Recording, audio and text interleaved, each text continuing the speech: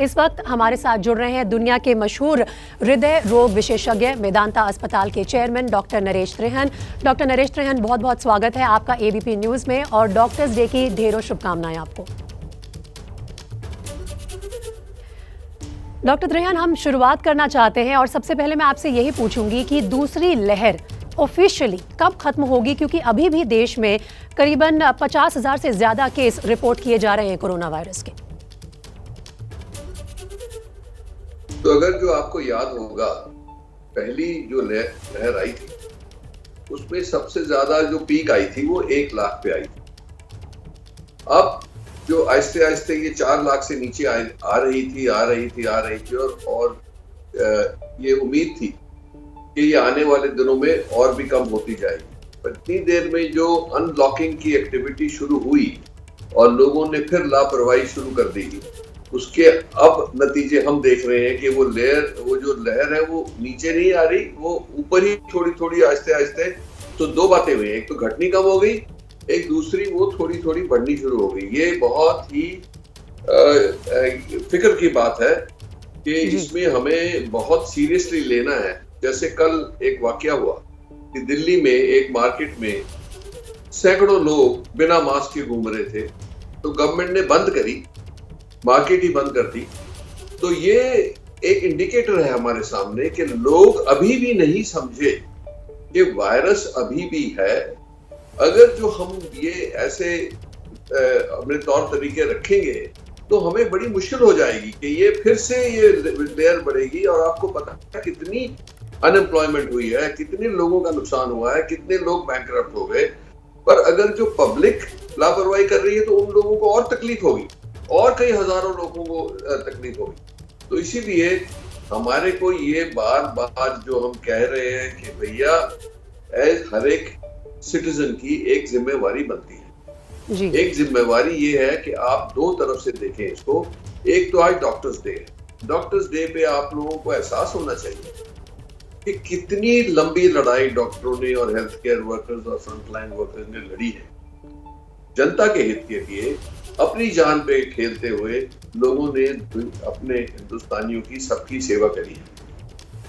अब हमें इतनी तो अप्रिसिएशन होनी चाहिए कि ये लोग जो 18 महीने से हमारी हिफाजत के लिए लड़ रहे हैं, हम उनकी तरफ कोई भी रिस्पेक्ट ना करें। हम उनकी तरफ ये मत सोचें कि हमारा देश बर्बाद हो रहा है तो होने दें, कि अगर जो हम ये लहर पे लहर आएगी तो ये बहुत बड़ी तकलीफ हो जाएगी सबको। तो अगर जो ये कैसे इनको समझाया जाए लोगों को, मेरा तो ये विचार है कि जैसे हमने बोला, आप लोगों ने भी बोला, आप लोगों को मैं भी एक्चुअली प्रेज करना चाहता हूँ मीडिया को, क्योंकि आप लोगों ने भी इसका पीछा नहीं छोड़ा। आप लोग रोज प्रोग्राम कर रहे हो जिससे पब्लिक को ये पता लगे कि भैया वायरस अभी है। और पहली बात तो आपको तकलीफ देगा। आप जानते हैं कि ये नई जो डेल्टा वायरस आए हैं, इसके माध्यम से जो लोग बीमार हुए हैं उनको बहुत लंबा कोविड होना शुरू हो गया है, जिसको हम लॉन्ग कोविड कहते हैं। ये 6-6 महीने लोग सफर कर रहे हैं। तो अगर जो इतना भी अकल नहीं आ रही लोगों को तो बड़ा मुश्किल होगा हमारे लिए। दूसरा, गवर्नमेंट को बहुत स्ट्रिक्ट होना है कि जहां भी ऐसा लगे कि लोग अपने मास्किंग डिस्टेंसिंग नहीं कर रहे, इमीडिएटली कार्रवाई करी जाए वहां पे, जैसे कल दिल्ली गवर्नमेंट ने करी है। तो ऐसा अगर जो हम नहीं करेंगे तो ये फिर से तीसरी लहर की तो बात बाद में करेंगे, ये दूसरी लहर ही तीसरी में चली जाएगी। तो इसीलिए आज मैं डॉक्टर्स डे अपने डॉक्टर्स, मेडिकल फ्रेटर्निटी, अपने सारे हेल्थ केयर वर्कर्स की तरफ से आज पब्लिक को ये फिर से ये मैसेज भेजना चाहता हूँ कि प्लीज आप लोग अभी भी अगर जो 6 महीने और अपना ये कोविड बिहेवियर ठीक रखेंगे तो हम सबको फायदा होगा। डॉक्टरों को, फ्रंटलाइन वर्कर्स को भी ये रिलीफ मिलेगी कि ये कोरोना चला गया। जब तक 70% 80% लोगों को वैक्सीन नहीं लगती, तब तक हमें ये बिल्कुल स्ट्रिक्ट डिसिप्लिन रखना पड़ेगा। तो बिल्कुल डॉक्टर त्रेहन, हमारी उस ये मैसेज मैं 70-80% देना चाहता हूं डॉक्टर्स के के। टारगेट से अभी हमारा देश काफ़ी दूर है। और एक बार फिर से हम अपने दर्शकों को ये कहना चाहते हैं कि अगर आप तहे दिल से आज डॉक्टर्स डे पे डॉक्टर्स के प्रति अपना आभार व्यक्त करना चाहते हैं, तो सबसे पहले तो जो कोरोना के प्रोटोकॉल्स हैं पिछले 18 महीने से, उनका पालन अभी भी कीजिए। भीड़ भाड़ वाली जगह से दूर रहिए और मास्क पहन कर रखिए। लगातार सैनिटाइजेशन के जो भी आपको सिखाया गया है पिछले 18 महीने में, अपने हाथ धोना, उनको फॉलो कीजिए। तो डॉक्टर त्रेहान, अब आपने बात की कि सरकारों को स्ट्रिक्ट होना पड़ेगा। कल हमने देखा कि लक्ष्मी नगर मार्केट को बंद कर दिया गया दिल्ली सरकार ने, क्योंकि वहां पर लोग कोरोना के प्रोटोकॉल्स को फॉलो नहीं कर रहे थे। तो स्ट्रिक्ट होना एक हथियार है, दूसरा हथियार है वैक्सीनेशन। क्या ये लोगों की सोच गलत है कि क्योंकि अब वैक्सीनेशन आ गई है तो हम खुले घूम सकते हैं? अमेरिका में अगर लोगों ने मास्क उतार दिए तो हम भी एक चांस ले लेते हैं। तो पहली बात तो ये है कि अमेरिका में 60% लोगों को वैक्सीन लग चुकी है, और जहां जहां नहीं लगी थी जिन काउंटीज में और वहां लोगों ने लापरवाही यूज करी, वहां पे भी नंबर्स बढ़ गए, फिर वो लॉकडाउन करना शुरू किया वहां पे। यूके में भी यही हाल है, यूके के नंबर बढ़ रहे हैं तो वो लॉकडाउन शुरू हो गया। तो हमें ये साइकिल बार बार नहीं करनी है। क्यों? कि हमारे देश में इकोनॉमिक कंडीशंस इतनी स्ट्रांग नहीं है, और हमारे जो वीकर लोग हैं उनकी तो आज के दिन भी बहुत ही बुरी सिचुएशन है। इकोनॉमिक सिचुएशन बहुत बुरी हो गई है लोगों की। गवर्नमेंट तो जो हेल्प कर रही है सो कर रही है, पर उसके बावजूद भी ये आपको समझना है कि कितने लोग चले गए, कितने, हर फैमिली में कोई न कोई मृत्यु हुई, हर एक में बहुत सारे लोगों को कई फैमिलीज लपेट में आ गई। उनकी लाइफ, सारी जिंदगी वो नॉर्मल नहीं होगी जिनको सीरियस इन्फेक्शन हुआ है। और जब ये बता रहे हैं हम बार बार कि ये डेल्टा प्लस जो है ये बहुत भयंकर है, ऐसे बिहेवियर में मत इंडल्ज करो कि आपकी जिंदगी भी खराब हो जाए। अगर जो आप इतने स्वार्थी हो कि आपको सिर्फ अपनी फिक्र है, तब भी आपको करना चाहिए। पर अगर जो आपको थोड़ी सी भी अपनी पब्लिक, कम्युनिटी, देश के लिए थोड़ी सी भी फीलिंग है, तो और भी जोर जबरदस्त आप खुद भी करें, अपनी फैमिली को भी कराएं, और कोई नेबरहुड में जो लोग हैं जिनको नहीं वो जो एहतियात कर रहे हैं उनको भी दें, उनको भी करेक्ट करें। तो ऐसे होने से हम एक अपने देश को बचा सकते हैं। जहां जहां लापरवाही हुई वहां हमने नतीजे देखे हैं। जो दूसरी लेयर आई, जो 4 टाइम ज्यादा थी पहली लेयर से, क्यों आई? क्योंकि हमने करवाई, लोगों ने करवाई, हर जगह से हुई। सोशल, पॉलिटिकल, रिलीजियस, सारी फोर्सेस ने मिलके इसको ऐसी लेयर, ऐसी हाइट पे पहुंचाया है कि हम अभी भी जूझ रहे हैं। इसीलिए एक तो वैक्सीन की कोई हेजिटेंसी नहीं होनी चाहिए। ये पक्का पता लगा है कि जिन लोगों को वैक्सीन लगी है दोनों डोज, जैसे हमारे हेल्थ वर्कर्स को भी लगी है, उनके अंदर बहुत ही कम संख्या में इन्फेक्शन हुआ है। इसके बावजूद भी कि हम रोज जो कोविड पेशेंट्स हैं उनकी सेवा करते हैं, अगर जो ऐसा हुआ है तो जो 5-7% को हुआ भी है, बहुत माइनर हुआ है, और कोई उनमें 1-2 मृत्यु हुई होंगी। तो इसलिए ये तो जाहिर हो गया कि वैक्सीन प्रोटेक्टिव है, इसके कोई भी बुरे साइड इफेक्ट्स नहीं देखे गए जी। इसीलिए अब जो हेजिटेंसी लोगों को पहले होती थी, अब ये आंकड़े देखते हुए उनको समझ आ जानी चाहिए कि वैक्सीन सेफ है, हम सब ने लगवाई है, और हम सब फंक्शन कर रहे हैं। किसी को कोई वैक्सीन से तकलीफ नहीं हुई है। किसी को माइनर बुखार या कोई रैश या कोई हेडेक वगैरह हुआ हो तो वो भी चला जाता है। पर ये देखोगे कि आप जो विजुअल्स आप लोग दिखा रहे हैं, ये यही दिखा रहे हैं कि कितनी लापरवाही कर रहे हैं लोग।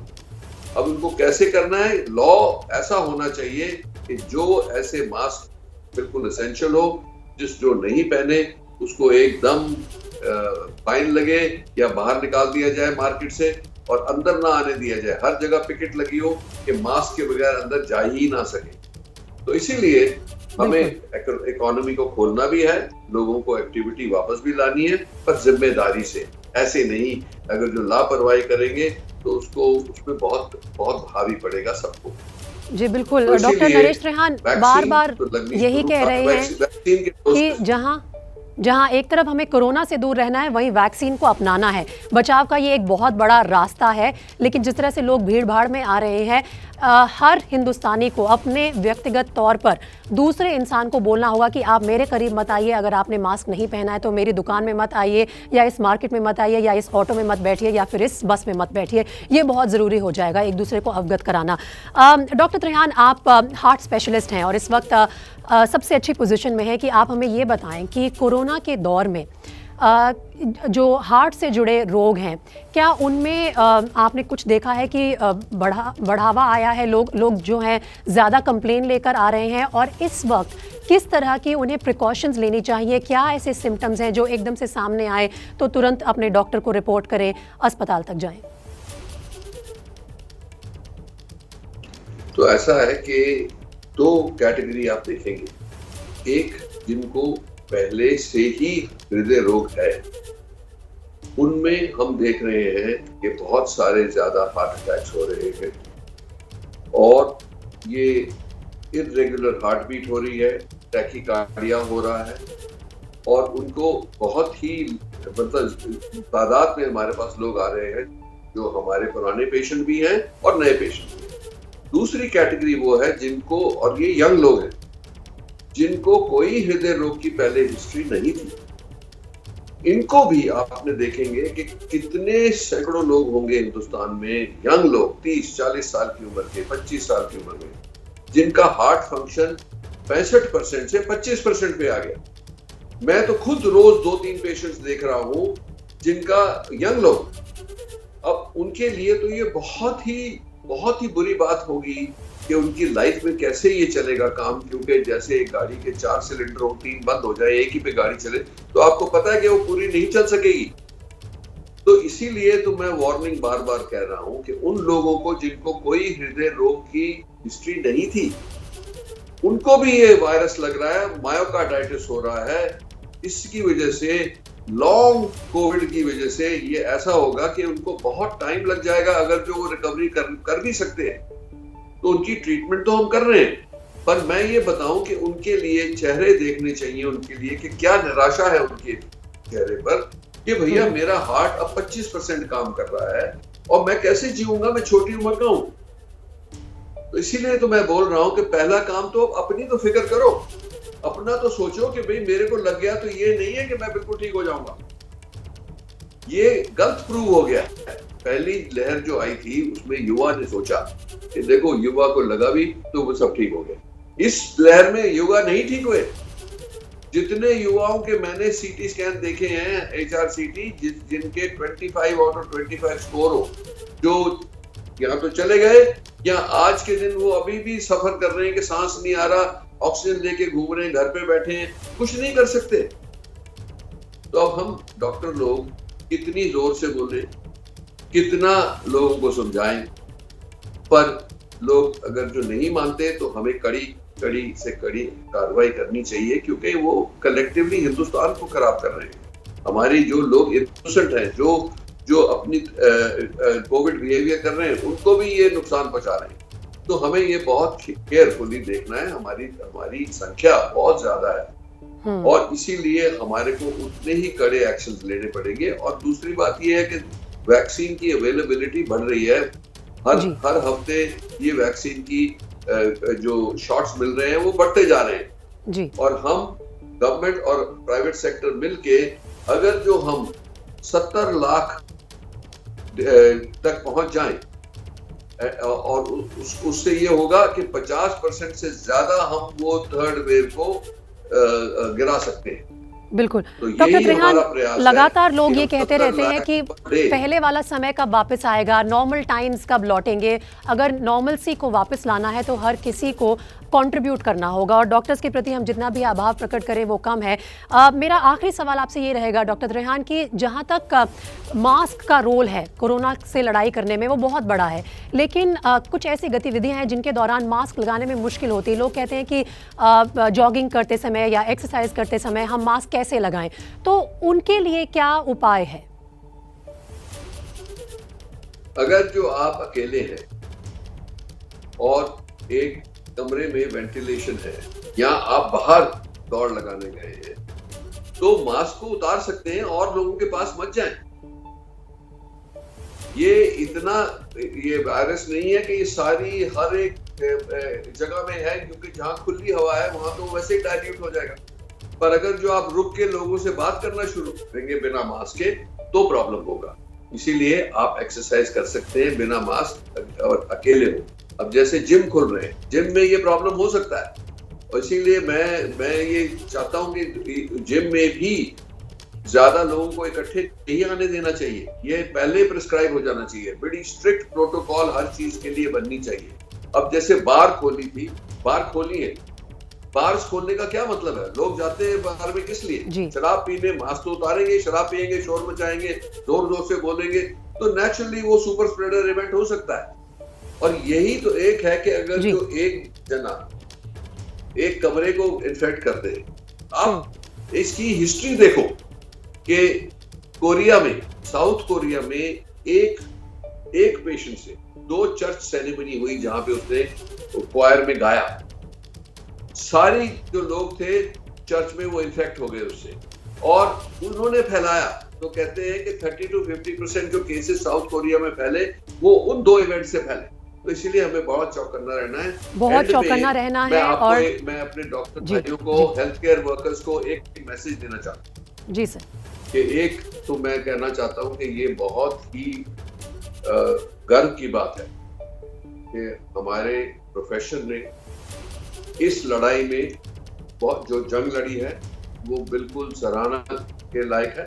कि उनकी बहुत मैं उनको कांग्रेचुलेट करना चाहता हूँ, उनको प्रेज करना चाहता हूँ कि ये डॉक्टरों ने हिचकिचाहट नहीं करी, ये जानते हुए कि ये भयंकर डिजीज है, ये आपको लग सकती है, आपकी फैमिली को बिल्कुल लग सकती है, और डॉक्टरों के इसी जज्बे को हम सलाम कर रहे हैं। आज इंडिया वर्सेस कोरोना 3.0 में डॉक्टर नरेश त्रेहान, समय की कमी है, बहुत बहुत शुक्रिया हमारे साथ जुड़ने के लिए इस कॉन्क्लेव में और ये मैसेज लोगों तक पहुंचाने के लिए।